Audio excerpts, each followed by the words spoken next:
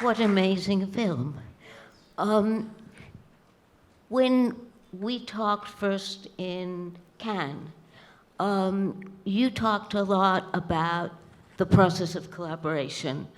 And I wonder if all three of you could speak to that and how perhaps that was a different process than is usually happens in movies. Well, the movie is basically the story of a collaboration being born and between the model and the painter, and basically trying to rewrite, reinterpret the myth of the muse, the fact that we believe that there is no muse, that muse was behind the idea of muse, that there's the idea of a silent, fetishized woman, totally inspiring just because she's there. And you know that there's been women artists since forever, but most of the opportunity for women of being in the workshop, well, being the model, but that didn't mean that they weren't one of the brain in the room, and that they were co-creators of the arts. And so we actually believe that, we tell that story, and we also lived it on the set. And maybe you can complete.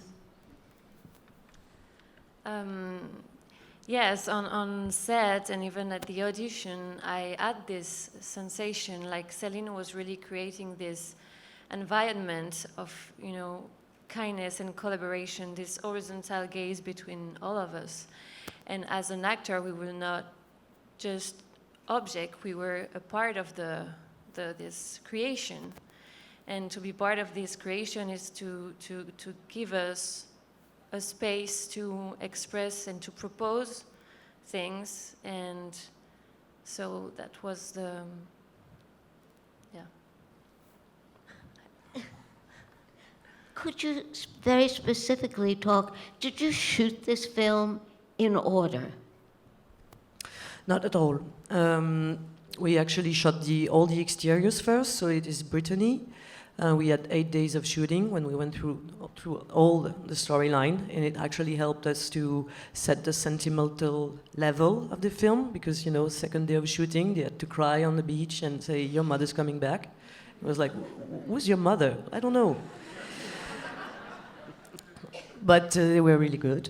And then we went into this castle with not far from Paris, but you couldn't tell because we worked a lot.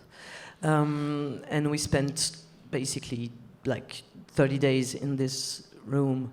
And the hard part was that even in the castle we didn't shoot in continuity, but I don't have that fantasy anyway, so I mean it shouldn't be like that. Cinema should be about the present and should always be about local solutions, so it should, you don't care what, I mean, I don't see why it should be better to, actually I think it would be more difficult to shoot it in the continuity. But the hard part was that there was the paintings, and that so we had to create like 12 different canvas with different steps, and because you know we were shooting that in continuity, so we were like, oh, we have to make the canvas to make the nose, we have to make the canvas so that you have the last touch on the dress.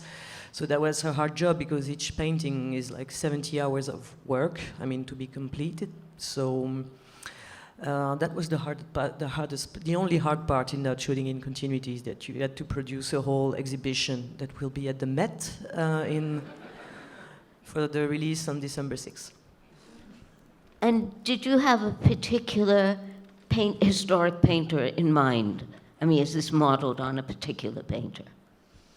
No. It is based on something that I was totally ignorant of when I began my research.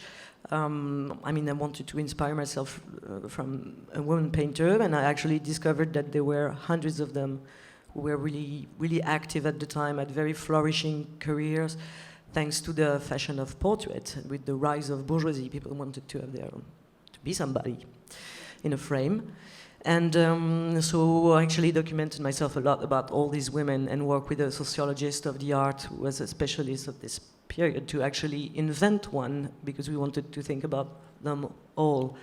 And regarding the lighting, we didn't have any painting references. We went a lot to the Louvre with the DP, Claire Maton, but actually to think about how were we going to film a painter at work, how we were going to shoot that, and what were the paintings that we were going to make. But regarding the lighting, even though we were always thinking people are going to say, oh, this is Vermeer, this is de la Tour, but it's normal because we actually asked ourselves the question of the painter, and we found the solutions in cinema. I have a question for Adèle. Is this the first period film you've ever done? Because you are such a modern woman, and so I wondered what work you did, or if it felt like you were doing something that was different in that way. Well, it's not the first period piece I did, but I never really, because I played in La Polonide, which is another period piece, French. Well, I didn't really wanted to play like in the way you are supposed to play when it's a period piece, which means like it involves a lot of cliché from the representation of this specific period of time that is the 18th century. So I'd rather like, I mean, we took several limit from like. Sorry for my English now, it's missing, but yes, we apply some rules that are like that belongs to this reconstitution thing, and I would say like one of them is not like speaking very clearly, a bit slower for me because I'm speaking all the time, and less with my hands as well, and well, this kind of thing. But then it was not, for me, it was not about trying to portray this century, but more about, sorry, I'm losing my word actually. I'm totally losing my word, I'm sorry. Just, sorry. Sorry. Well, I don't make it. It's clear. The other thing that I wanted to ask the two actors,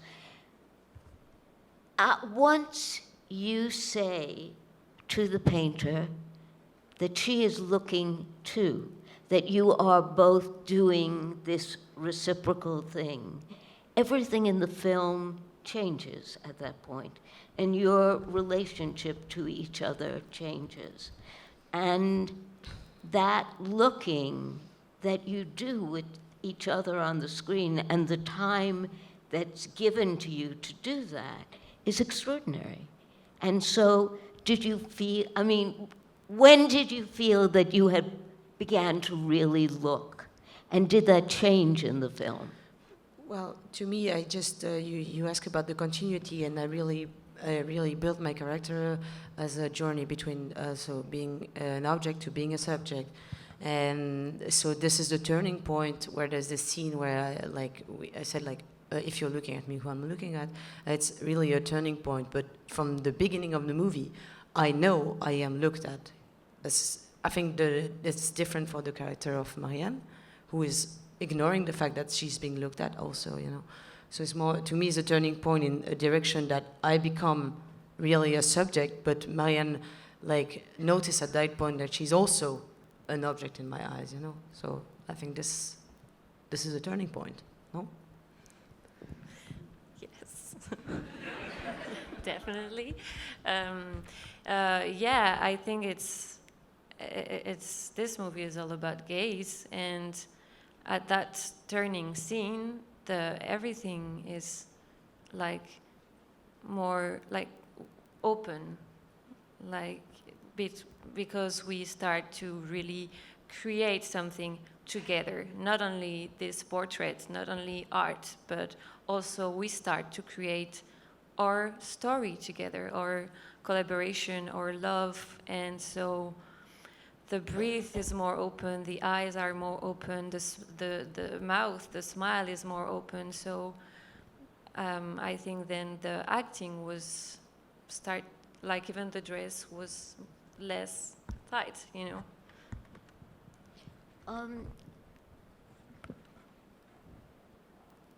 There are not many films about two women in love who are grown-up women. There are a lot of films now about girls coming of age and finding each other. But you can count on one hand, pretty much, the I ones did 4 about- of them. 4 of them. De nada. Yeah. So, did you feel that you were inventing the language for this film? Well, making a film is always about inventing a language, I think. But yeah, this time I felt, because I did coming of age stories, and it's about the rise of desire, and it's not about discovering somebody, it's about discovering yourself. And this time with grown-up characters, it's a love that is expressed and lived, and it's actually totally different because it's meeting the other. And yes, it felt like a departure from a lot of things, and it feels like you have to. It's not only inventing; it's also you kind of pay tribute to an imaginary that isn't represented but still exists. I'm not inventing all this. It's experiences and a culture that are not mainstream or that tends to be experimental or avant-garde, and that never becomes mainstream so far when it's made by women. And so it should be about, paying attention to these imaginaries, saying they exist, they do exist, but also inventing, of course, because it's a film, and it's mine. So it's the way to have the whole package of contribution. Mm-hmm. I don't know if that's English, but... And I'm going to open it up for questions. Okay, I have one more. I want to do this one more. At what point did you decide that you would not have music, except for the singing on the beach and the Vivaldi?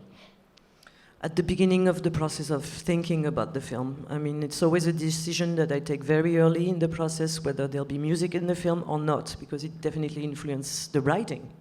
Because if there's no music, then you have to find the rhythm that allows it, and also you have to find the musically. The film has to be. You have to find the film's melody with knowing that there won't be music.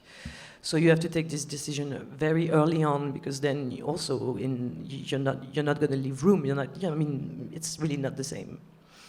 And it was a matter of reconstitution. Actually, I wanted to put you in the same position as the character there.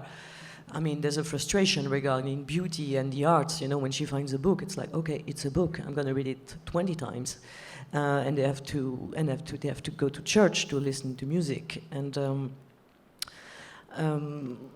so I wanted you to be equals with them, and so also so that you could feel that rush and that joy when you finally connect to music with the character. Are there questions? Yeah, right down here. Yes. Oh, is there a mic? Great. Hi. I'm from Mexico. My English is so-so, but I can feel a lot of density in the movie, like, obviously. And I can feel that it might have continued after the movie. Do you have, like, what are your feelings after filming, editing, all the process? What's been your own process and your process as an actress, as a director? I'm very interested. You mean after I didn't get... I'm not sure what your question Where? is. Like here. Sorry. That I feel that it's been very dense, this film. I would really like to know what was the process after finishing the movie, in the editing part, and after the first time you watch it completely, you as the actresses and you as the director, because I don't want to exaggerate, but it's one of my favorite films in life, really, and really. And I'm sure everybody here has looked at a lot of films, me too, and it's not easy to say this, but really.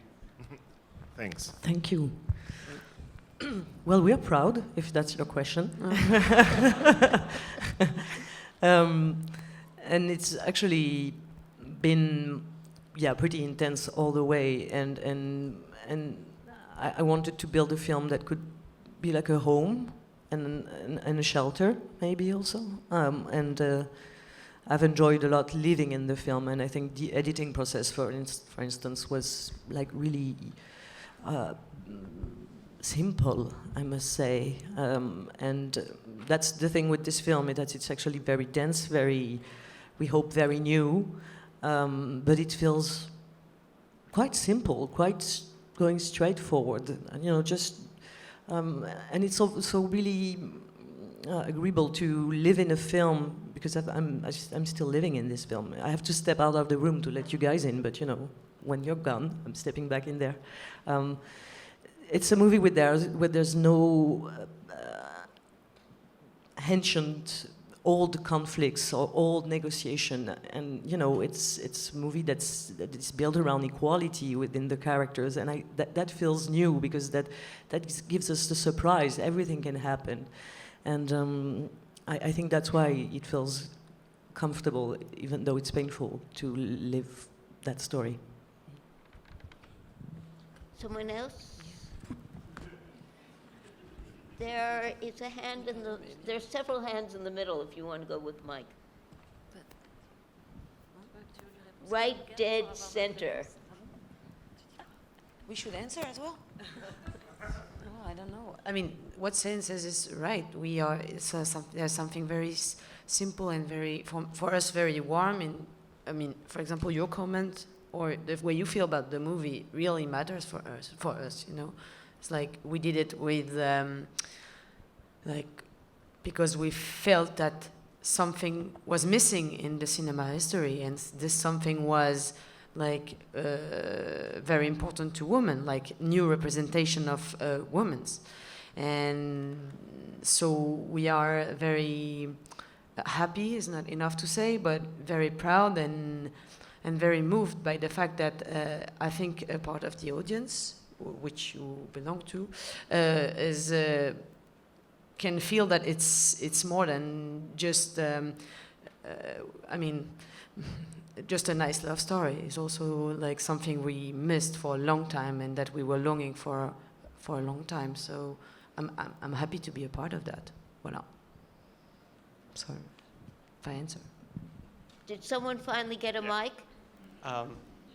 Could you speak about the final sequence in the film, the close-up on Adele? Can you talk closer to the... Okay, sorry. Could you speak about the final sequence in the film, the close-up on Adele as she's listening to the orchestra, just the process of filming that, how many takes, and Adele, what was going through your mind as you were sort of having to go through this long expression of emotion? Well, this scene has been the key scene of the film since the beginning of writing. It was like I had that scene in mind. I wanted to make the film to make that scene. So it was like a compass. So obviously when the day comes, it's quite stressful. I think it's the most difficult scene I ever did, with me doing actually nothing, because it's a lot of machinery, and focus guy is sweating, and everything is on the shoulders of Adele. But I trusted her with this.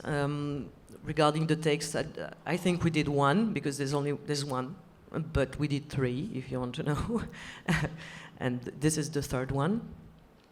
And I'd given Adele like several steps of emotion she has to go through, but without timing whatsoever, and really like, it was really like 5, I don't know, like she remembers, she thinks about a lost love, she listens to the music and enjoys it, then she's sad, really simple steps that I trusted her to embody them at the rhythm that she wanted. She just had 2 constraints, that was to close her eyes at some point, and in the end to have the breathing for the cut. Yes, it was written at the end of the script, the more living face ever. That's the last word of it is, yeah. Our last phase is la plus vivante, the more, I don't know, you say that. The most alive, yeah. Her last phase So would that be our was most kind of a alive. challenge. And to answer, I don't know, because it's just a matter of concentration and being able to, I think there's something very sportive in this kind of shot, because it's like when the ski, when the people slalom and ski, no? You just have to be aware of what's coming next, because after it's going to go so fast that you will have to just focus on the curve, you know. So I am sorry for this metaphor, but this is how I think about this scene. It was more about jumping into something you don't really know where it's gonna lead you, but you just have to do it. There's no way you can miss it, you know. So this is how I did it. Voilà. Another, yeah. Yeah, There's a hi. hand right here. In Do you have a mic on that dead side? middle. Yeah. Something that really struck me was like the silence and kind of the quietness of it, and I wanted to know how in the writing process that kind of developed, and if you knew exactly what it would look like when you were writing. But you mean the sound? The silence, you said? The scenes where there were like a lot of this gazing into each other's eyes and all of that kind of stuff. Yeah, there's a process of making silence. The movie's more and more and more silence. Like after the bonfire scene, it's basically like there's no more birds or whatsoever. It's also about you. It's about the room. It's about you. It's about you being focused and also silence and hearing the people around you, being a crowd. Especially when it's emotional. I really wanted a movie that you would watch like that. But creating silence in cinema is really difficult because, you know, it's not about putting nothing. You have to, you know, and now sound now, for 20 years now, 30 years now, sound is specialized. So you have to create silence by putting sound in it, which is quite difficult when it's a period piece, because otherwise you use a lot of electric sound. You know, if you don't, you can put planes, you can put a lot of notes. You can put the fridge. You can put David Lynch is. I'm always using David Lynch's Sonotech because I don't like birds that much. So I'd rather use fridge or neons, and. But with the period piece, you don't have this kind of texture. So you have to find something else. With a film that is by the seaside and with chimneys, it's all about fire and the sea, and this is also kind of boring, you know. This could be like something that you don't even hear anymore because it's always there. So there was a lot of challenge regarding the sound editing, trying to find how to make silence that is filled with something that is not precise, but that you actually feel. And it has a lot to do with sub and the things that talks to your stomach. I don't know if I'm answering your question, actually. Am I? Well, I talked about sound. We never talk about sound. We should talk about sound. And there's a lot of off-screen sound. Sometimes the movie gets a lot of movement from listening to someone coming from far away in the house, and yeah, which is kind of amazing. You don't hear that very often. Another hand out there. Yeah, down here. Well, wherever you got it, but there are two people down in the first row that I'd like to give a chance to, and of course I think we only have time for two more. Hello. Hi. First, I would like to congratulate everyone for making this beautiful movie. My question is for Céline, the director. In the movie, Marianne paints a portrait of her muse. And do you think your work as director, doing a lot of close-ups in the actresses, it is kind of the same process, you being painting a portrait of these ladies. And in the end, Marianne finds very difficult to say goodbye to her muse. Is it difficult for you to say goodbye to your muses as a filmmaker? And if you're gonna miss the process of having to make the movie?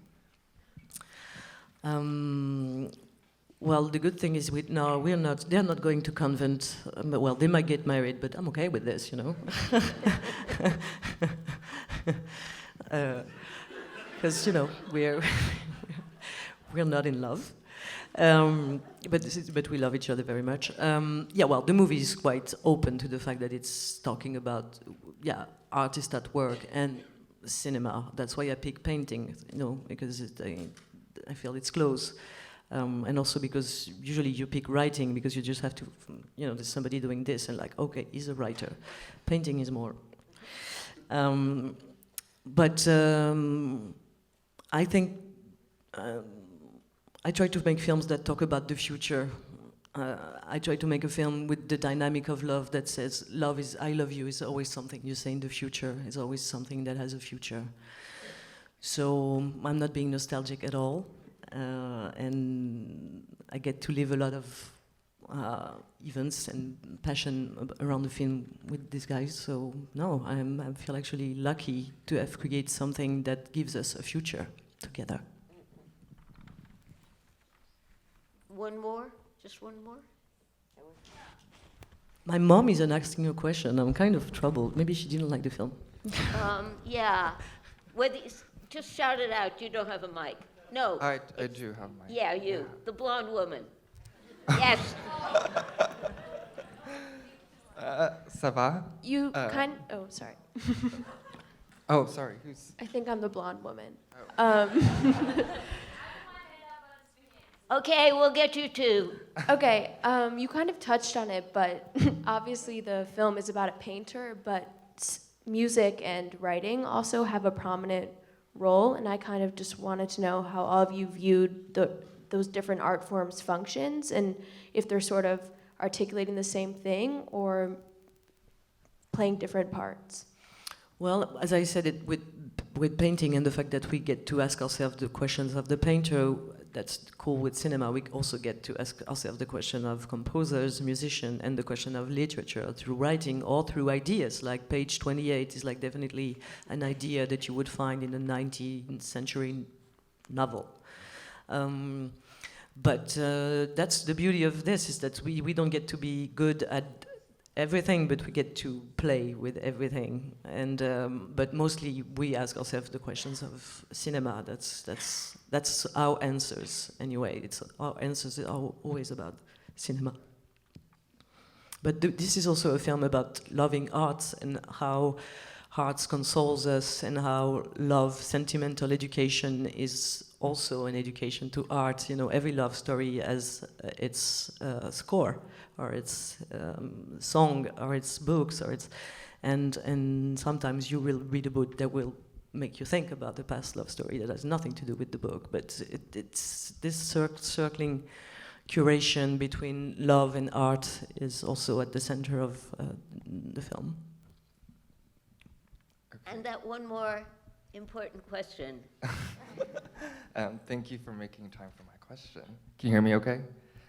So I was curious about whether or not there was a significance in the colors of the dresses, because, you know, in the film, we see Marianne in the red dress, Héloise in the blue dress, and they don't change ever until the very end. When they part ways, you notice that Marianne wears a navy dress. So I just wanted to know if there was a specific reason why you chose that. Well, I'm not at all into the symbolic of colors, and I'm always asked this question. So I guess I should have an answer, but I'm really not. I mean, I just pick the colors because I'm trying to make something that I like and to have the contrast that I want. Also, the fact that they have one dress is a way to design a character very strongly, and also to be true. You know, it's always like a fashion défilé when it's a period piece, and you know, those women, they don't have much money. This is like the small aristocracy of Brittany, and it felt right to have them have one dress. And it's also a way to build characters for me, that they have a uniform. This is my only suit, for instance. But I have it in 12, so you know.